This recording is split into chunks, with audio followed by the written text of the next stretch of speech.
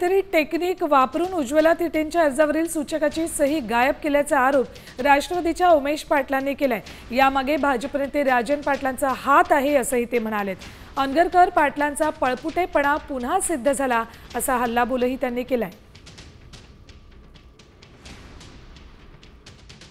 छाननीमध्ये सूचकाची सही नाही म्हणून अर्ज बाद केला। सूचक कोण आहे?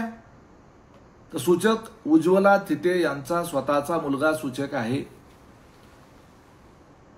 त्याला विचारल्यानंतर त्यांनी सांगितलं की मी 3 ते 4 वेळा फॉर्म चेक केला, आईची सही आहे का बघितलं, माझी सूचक म्हणून सही झाली आहे का ते बघितलं, आणि असं असतानाही अर्ज बाद केला गेला। आता म्हणतायत सगळे आम्ही तुम्हाला अर्ज दाखवतो, तुम्ही काहीतरी टॅक्टिक्स वापरून निश्चितपणे त्या ठिकाणी सूचकाची सही गायब केलेली आहे।